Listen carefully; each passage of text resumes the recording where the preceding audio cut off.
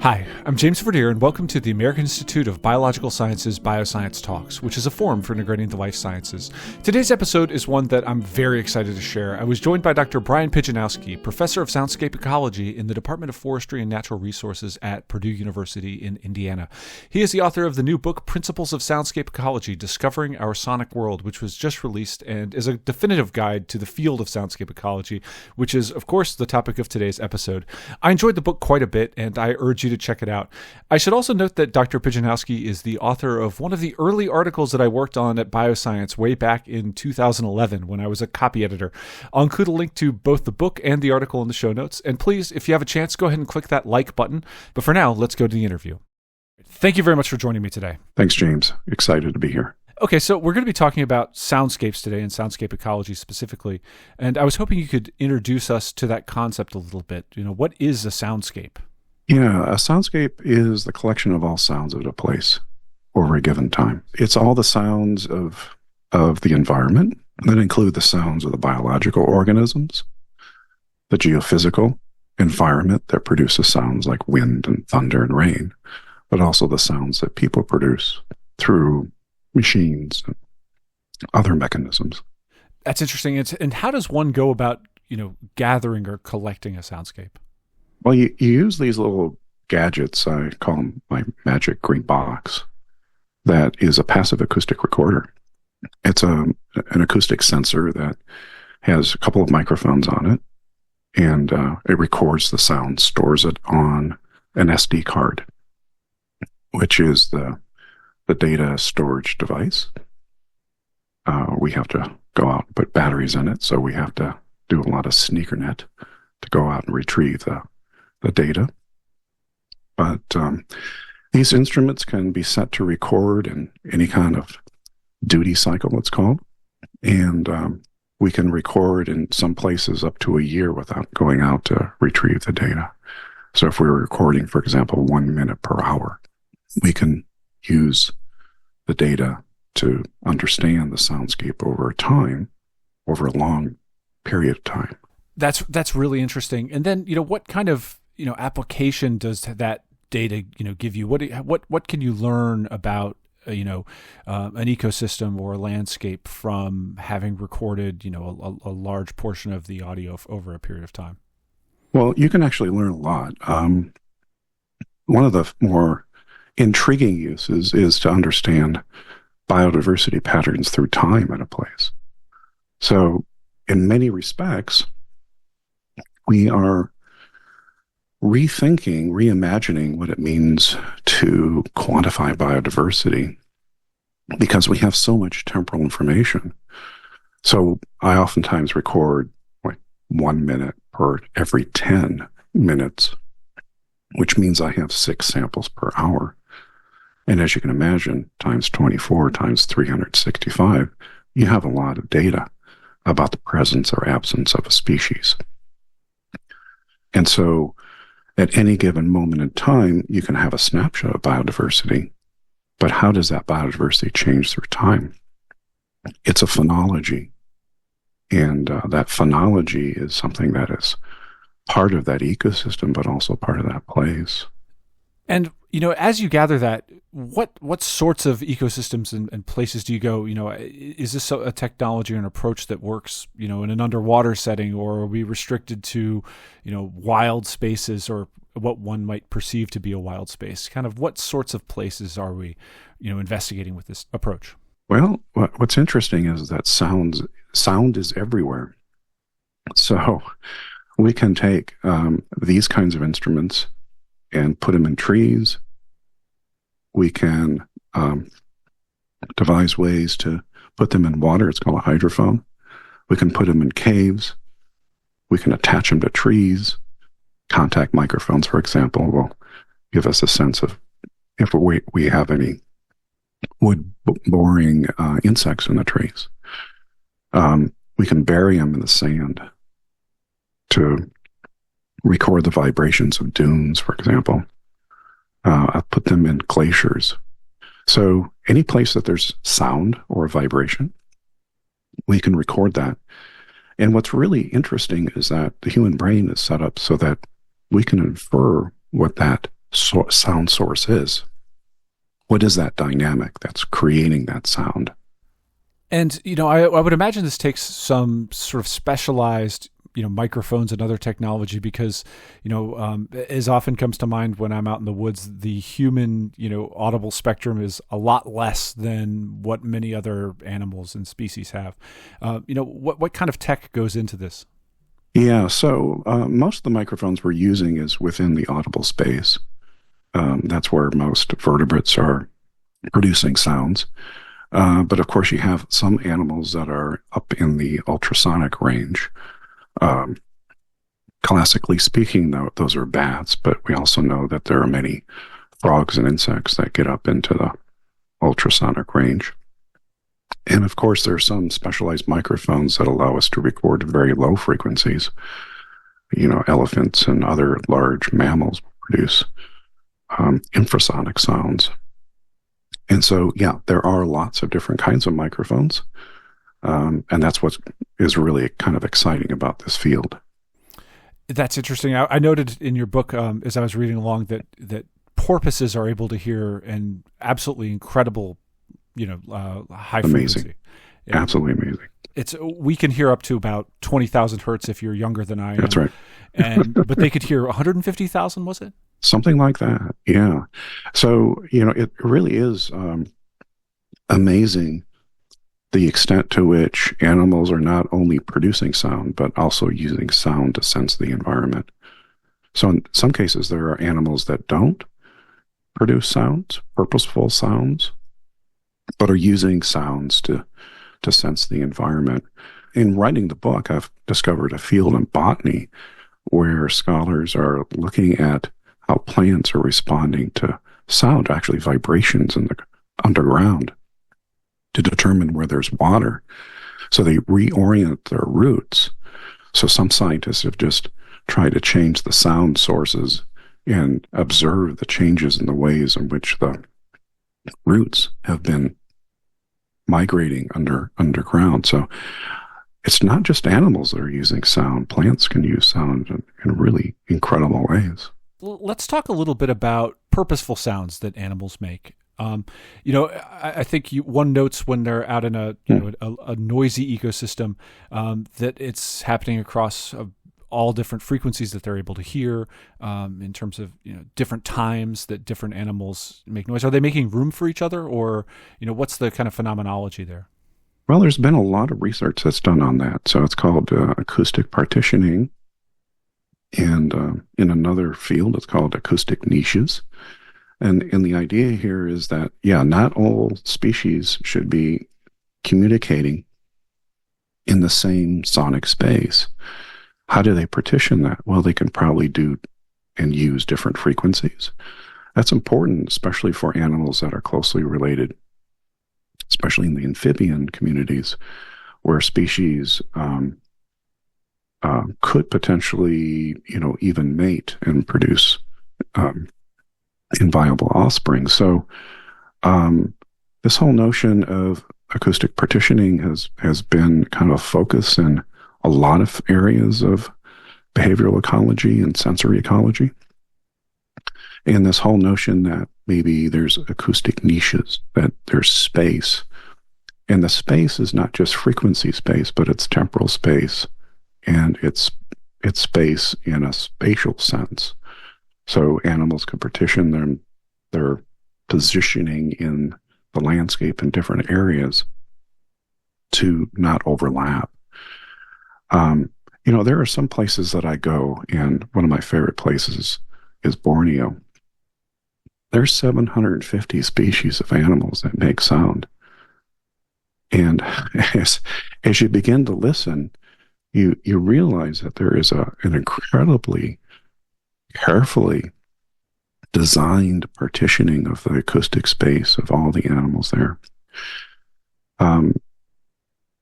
When I decided to go to Borneo, I went to a university first, and I met with some students, and I gave a presentation on my work. And this one young woman raised her hand, and she said, "Dr. Pijanowski, are you going to study the 6 o'clock cicada?" And I said, "What is that?" And she said, it's a cicada that sings only at 6 o'clock in the morning. And I said, well, I'm going to be on the lookout for that. So I did. And I listened carefully in the morning. And then I noticed in the evening there were 6 o'clock cicadas, these cicadas that came out and sung only for about 2 minutes. After taking careful notes and making lots of observations, I came back, gave another presentation. And I said, who here asked me that question? She raised her hand. She said, I did. I said, I listened to your 6 o'clock cicada and listened to 5 others because they're all partitioning in different kind of sequences in time. Oh, wow. So is there, like a 604 cicada or something like that? That's the way it kind of came out for me. Oh, that's really fun. Isn't that fascinating? Yeah, and how does that play into something else I was going to ask you about, which is the, periodic cicadas that many are, at the time we publish this, will be experiencing if they're not already. How do they play into soundscapes? Well, I think they do it in a lot of different ways. Going back to Borneo, telling my story about cicadas, I was out with my colleague who was giving me a tour of the research station. I stayed there for about 90 days. And when I was really on the first trail, we were just into the woods for about an hour or so. All of a sudden, this big thing flew right in front of me. And I thought, wow, that must be a bird. And then it landed on the tree. It was a cicada the size of my hand. And then it started singing. And the first thing I thought was, I've got to get out of here because it's really hurting my ears. So, cicadas, if you kind of look at the spectral signatures, they take up a lot of space, this acoustic space. And I'm not sure if there's any literature to support this, but, my feeling is that they're kind of hogging the space. But in some cases, their decibel readings are so, high, they're probably having predators move out just because they got to save their ears. But cicadas are amazing critters. They kind of represent some of the earlier animals that produced sound in ways that were just truly loud and across the spectrum. But they have to evolve a means to be able to attract each other, communicate with each other in their own spectral space. So, it's going to be really interesting to see what the scientists have to say about this recent co-emergence of these two broods that generally don't emerge for 200 and some years together. Yeah, I can't do the math on that in my head, but it would be pretty rare. So I'm curious now about anthropogenic noise or anthropogenic sound, if we want to be more non-judgmental.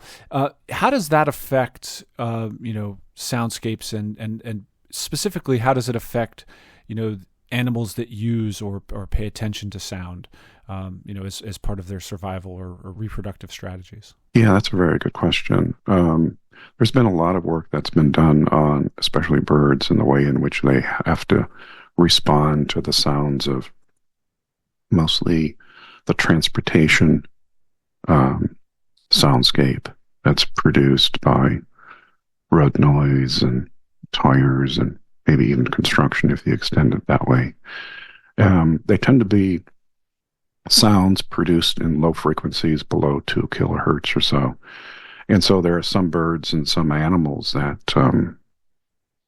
use their communication. Animal communication is based in that frequency range.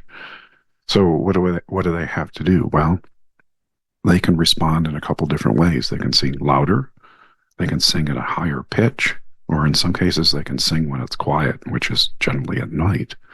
So the response of some birds, especially, is one where that plasticity of their behavior and their ability to change their vocalization, timing, and intensity is one that maybe allows them to coexist urban environments.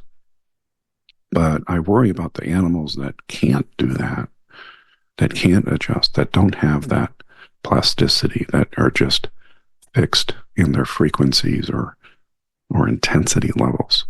And so that would, provide a competitive advantage perhaps to those animals that did have that sort of plasticity, but leave the others in a worse space where they were not able to, kind of conduct their life history. That's right. Yeah. That sounds incredibly challenging for them, and it kind of speaks to something else that was a theme that emerged throughout the book, which is the idea of soundscapes and soundscape ecology being sort of a nexus for conservation. Is this something that hadn't really been thought of or deeply considered until technologies had made available this sort of listening to soundscapes and recording them and kind of analyzing them? Yeah, that's the argument that I make in the book, that it really, co-evolved with the technology. I mean, having the ability to collect this massive information and then begin to decipher the complexity of all of the sounds of a place really wasn't possible until maybe 15 to 20 years ago. We just didn't have the rugged instrumentation. We just didn't have the ability to store large data files and to do the analysis. It's really quite amazing what we can do with sound recording data right now, because we can essentially do pattern recognition through every file, thousands of files, and identify every single bird species. And then if you tell the computer how to learn about other things that are not birds, which is what we're doing, and listen to the insects and the frogs, we can have a catalog within hours of the last couple of months of recordings for all of our sites. It's truly amazing.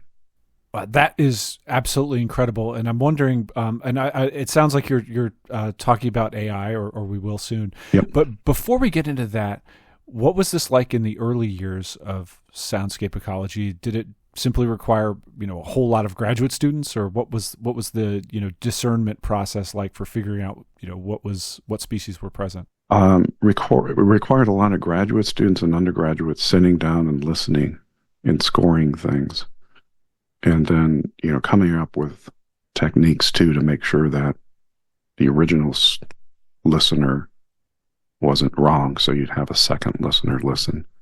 So yeah, it was a stress on our budgets, and it wasn't the most fun thing to do. My students love to be outside. So telling them to sit down and listen and score these files is really labor intensive. But even before then, the challenge was, how do you hook up microphones in ways where you can record long term? And many of us were failing miserably at being engineers in the field. It was just like computers and laptops and suitcases and cables, and coming back and seeing everything just, ruined. Right. So, the last 20 years have been amazing. And like I said, the last 2 years have been even truly remarkable.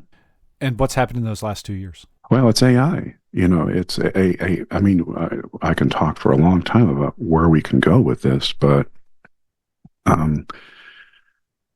being able to detect a species that's calling in a file, and that is recording can be from just about anywhere in the world. I never thought that we would be here in my lifetime. And that's how quickly we've gotten to this point. But there's also, some areas of science that we can explore that's generative AI. So right now, for example, we're trying to synthesize soundscapes on the basis of what ifs. I mean, you can just say to the AI tool, can you generate a file that has X, Y, and Z in it? And it can, but if you can set it up in a way that is creating a hypothesis or a baseline, then you've got something even different. So, there's so many there's so many ways you can use AI. I've got students that are using AI just to generate the base code for their analysis, which I think is great. I encourage them to do that because, sitting down with a blank sheet in front of you, being able to kind of go, well, what's my first line of the code? But if that can be generated in 30 seconds and then you're sitting there cleaning it up, you're doing your analysis. You're not sitting there coding, spending a lot of time doing it. How much of the early work in training the models in order to either generate or interpret data that you'd recorded, how difficult was that? Because I think that most of our listenership will have some familiarity with large language models and any kind of approaches that one uses to generate something like a Chat GPT 3 or 4, but your application sounds like something that's a little bit different to that, or right. orthogonal to it. That's right. What's the process like for putting together those sorts of models and training them and that kind of thing?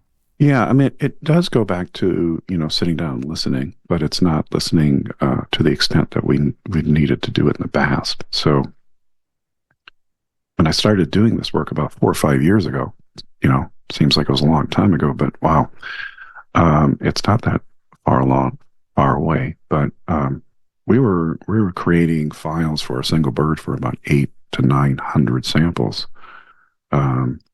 Now the tools, including the greatest one, the one that has probably revolutionized the field, is BirdNet, coming out of Cornell and some groups in Europe, have allowed us to not only identify the birds and the bird calls that are in the recordings, but also to teach it how to listen and identify other animals that are not birds. And all we need is about 50 to 100 files, and that's it. And wow. It's just amazing. Yeah. Yeah, that's incredible. And since you mentioned Cornell, I should ask, is there a citizen science element that comes into, the recording of soundscapes as well? Well, so their platform is connected to eBird, and that has a lot of other kinds of citizen science efforts from Merlin. So you can sit there and kind of help verify the information that is being provided to the user, such as me sitting there with my handheld device. So yeah, if it weren't for the fact that we have these great global citizen science efforts, and the bird community really is talented group. They know their birds, right? I mean, this is more than just a hobby. This is a super thing that they do. They've helped advance the science quite a bit. And so, kind of what things are you seeing on, the horizon for the field in general? What sorts of things should we be looking out for coming out of future research and research that's going on right now? I think the most interesting is some of the research that's involving, and I cover this in the book, human perceptions of the environment, but how the sounds of nature are beneficial, help in for purposes of mental health, but also how the sounds of nature help connect us back to nature. Sound is, as I argue in the book, a powerful emotional trigger. It is one of the senses that really does evoke happiness and sadness and many other kinds of emotions. And so how do we use that as a means to describe the complexity and the beauty of biodiversity around the world to the general public? So it's kind of building upon that psychological bridge. Yeah, that's very cool. And it reminds me, and of course, is related to, sort of that effects of nature exposure on human well-being, areas of study. And the articles that I recall had historically sort of looked at, things like the amount of green space in a city or something like that. Are there efforts underway to look at the types and quantities of sound that people experience and how that affects, their psychological well-being in general? Yeah. There have been some great papers that have come out on that, and some of them are mentioned in the book. Work in national parks to understand how people um, think about, respond to the sounds of nature and how it compares against the visual. And then there have been some studies in Europe in particular and in Asia, which have focused on the sounds of nature present in urban cities and the role that that plays in providing some kind of escape from the built environment, which tends to be kind of stressful.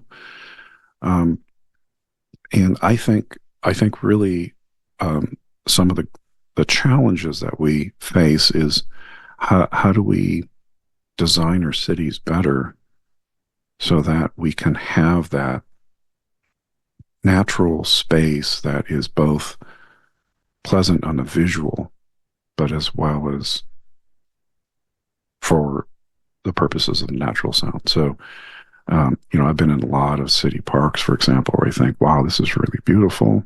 They've done a lot of great work in organizing the habitats and the vegetation and the landscape.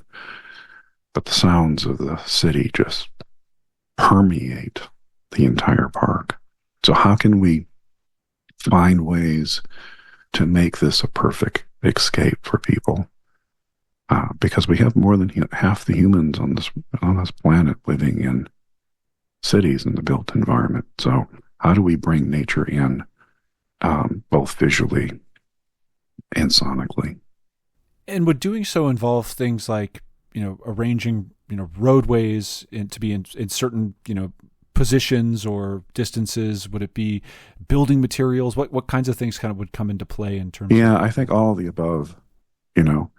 I do wonder to what extent electric vehicles will help solve some of the problems that we experience with high levels of noise in cities. But yeah, um, there are some places, I'm just thinking about some places in Finland right now where they're just starting from the ground up to build cities and are thinking about nature-based solutions in every kind of aspect of that, including thinking about how to make this sonic space a healthy sonic space for people. They're kind of putting in all of those sorts of considerations into the original design of a full city. They are. That's very cool. Yeah.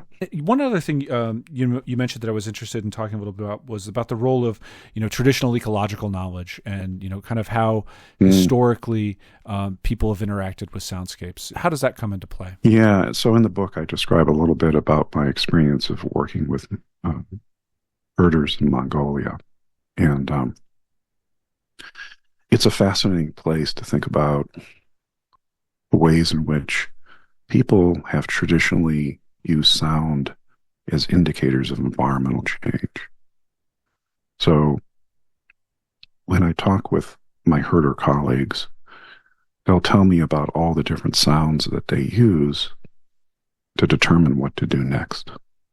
So the sound of the cuckoo, for example, indicates it's time for them to move from the wintering camps to the spring camps. They'll also listen to the sounds of the ice cracking. And in some cases, as they have their herds on the landscape, they'll listen to the sounds of the wind through the grasses to determine whether or not it's time to move. They also employed something called multi-species communication. So they're communicating with the herd. And they've developed all of these cues and ways to communicate to individuals, to groups, and to subgroups about what to do. But they listen to their herd because the herd is communicating back with them. So there's a two-way set of interactions. That's part of their sonic world, but it goes beyond that even further because a lot of the songs that they've written tell stories about the sounds of the environment and what those sounds mean and how to interpret them and what the value of the sounds are. in many cases, they are associating the sounds with not just nature, but of the spirits. These are community members that have passed on, or livestock that have passed on, their family members too. And so these songs are stories about their life and the ways in which they interact and value and associate meaning to nature and different parts of nature. It goes even beyond that. So when you listen to the songs of a horsehead fiddler, they make sure that they're using the wood from the local forests because it's part of the sonic expression of a place, because the wood gives that timbre that's just right. So everything about these places and many indigenous cultures around the world have the same kind of associations with the environment. They listen very carefully. They have meaning that's associated with the sound of a bird or the sound of an animal, like a wolf howling. The sound of the horse beats of a horse, for example, give a rhythm that is very special and has cultural meaning to people. So sounds kind of tie everything together. And what I argue in the book is that it transcends traditional social science work. It allows you to get into culture deeply, and it's tightly coupled to the natural system. That's interesting. It's a way of capturing that sort of intertwinedness that you might not otherwise capture if you were just doing interviews or something like that. Yeah. So my latest, most exciting collaborations have been with folks in the humanities. They've really opened my eyes to so many things that are truly important, especially in indigenous cultures, because the sounds that people make and the sounds that, say, birds make, there's no difference. It's all music, so it's like, wow, that's so as an ecologist, I'm listening to the birds and thinking that this is something that's kind of science, but no, in the humanities and with indigenous cultures, that's music.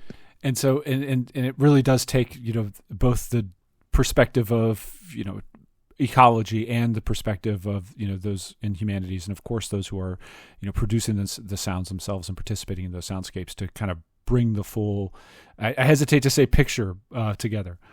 Yep. Yeah. No, what I argue in the book is that it is a true universal, I call it variable, that brings together just about all disciplines.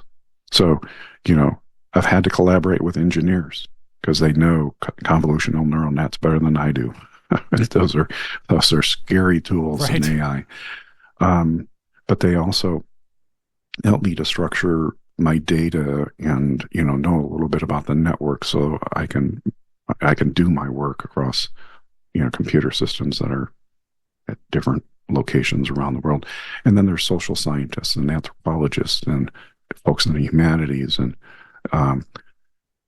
you can find sound in just about every department on a university campus. That's really exciting. And I think maybe to kind of bring us toward a close, I was wondering if you could tell us just a little bit about the journey. I first quote unquote met you over email in I think it was probably about 2010 or 2011 when I first started at Bioscience. Right. What's been the pathway like since that article came out, and to bring you where you are today, publishing this book? It's been magical. From a lot of different perspectives.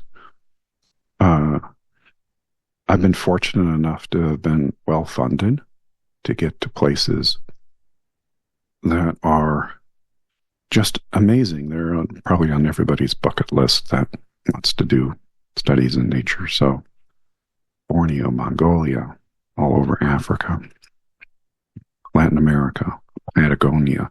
I mean, the list goes on and on and on. I mean, so I just kind of think about, well, Where is the most pristine grassland in the world? Well, eastern steppes of Mongolia. How do I get there? Right? And so, I'm an ecologist. I'm a kind of a global ecologist or maybe a biogeographer. And, I've got this crazy mission to record the Earth umbrella project that basically is having me focus on every single ecosystem on Earth. And I've developed a catalog. There are 32, and I've done 28. So I've got 4 more to go. But, it's taking me to these places, and, every place I go, I say, I'm not just going to sit here and put up a bunch of geeky instruments. I'm going to go out and experience these places and really do some deep listening to try to understand all the different sounds and how do they vary, and then compare them. But in some cases, I do things that are kind of crazy. When I was in Borneo, there was a tower that would go up above the canopy. Now, these are paleotropical trees. These are like 100 meters tall. These are serious. There's like sequoias are taller, but these get somewhere pretty close. It's a big tree. So when you climb the tower, you're up about 90 meters, and then you go above that, because the tower kind of sticks out about 20 meters, 30 meters. And my colleague said, "Hey, let's go out and observe some birds on the tower in the morning." I said, "That's great. Love to do that." Climbed the tower in the morning and got up there. It was just marvelous. Kind of mist above the trees, and you can hear the gibbons barking back and forth across the valley. And he said, "So, what do you think?" And I said, "I have to come back." He says, "That's great." I said, "No, but I have to come back and I have to listen at night." He said, "What are you going to do?" I said, "I'm going to climb that tower and I'll stay up all night and listen, because I have to hear what the top of the canopy sounds like at night. I just have to." And that's what I did. Wow. How is it different? Well, the first thing I thought of is that the top of the canopy in the tropical rainforest sounds like the wetlands in my backyard. Huh. And so as I began to unpack that a little bit, it's like, well, there are some amphibians, not a lot, not as many as you would have down on the forest floor. But there were also crickets and some other animals up there that are insects that were very rhythmic. And I listened to it and I thought, there's about as many species at the top of the canopy up here as we have on the bottom of a wet forest in the Midwest, in the temperate forest, which kind of made sense to me after I started thinking about it. The species richness is about the same, and the same composition of the animals in terms of their taxonomic groups. Oh, that's incredibly cool. And now I guess perhaps to close us out, what are the 4 ecosystems that you have yet to have a chance to go out and record? Well, I got to get to the spiny forest. That's not going to be an easy one. That's in Madagascar. Another one is the temperate rainforest. That's kind of an easy one. The tundra. And then, what's the other one I got to do? I'd have to take a look at my list. It's another very, very cold, frigid environment. So I left those to the end because I wanted to make sure that the engineers could eventually produce batteries or power requirements that could sustain equipment in cold regions. But I've been to multiple deserts, multiple grasslands, paleo, neotropical rainforests, down up in the Arctic, subarctic, subantarctic, all these other places in between. That sounds incredibly exciting. And for our listeners, who are interested in learning more, of course, the book, which we'll include a link to in the show notes. But there's also an IMAX movie that you've been involved with. Why don't you tell us a little bit about that? Well, the crazy backstory about this is that after I gave one of the NPR Science Friday interviews, I got a call like maybe 45 minutes after I was off live with our host, and this guy said, I was fascinated by what you talked about. I'm a science educator, and I'd love to do a movie about what you do. And I said, cool. And I said, so you have funding? He said, no. I said, oh. He said, but I think we can get it together. And I said, oh, all right. So I said, well, I'm pretty good at writing grant proposals. So if you know a way to kind of find a funding agency, I'd be willing to roll up my sleeves and do something. So about 2 weeks later, he calls me up, says, okay, found a funding agency. It's National Science Foundation. Are you good at writing NSF proposals? And I said, yep, I'm pretty good at that. Okay. So we wrote a proposal, and we did a lot of brainstorming with a lot of science educators at science centers and museums, and we decided to pitch the idea of not just a passive movie of everybody sitting there and just kind of going, with popcorn in hand, but something that was interactive, that was a learning experience, because a lot of these science museums are saying, well, we're showing Indiana Jones movies just to bring in patrons. Why don't we do something educational? I said, okay. So that's what we did. We have a 3-way interaction in the interactive IMAX giant screen, big screen, all these different formats that are big, big, big. And the idea was to have somebody that is kind of a scientist up on stage, and then there's scientists on the screen, and then there's an audience, and we've designed it specifically for middle school youth. And the idea is there'd be a question up on the screen, like, how do scientists do this? And then, the person who's up on stage, the science educator, would say, give me some answers. Let's hear some ideas.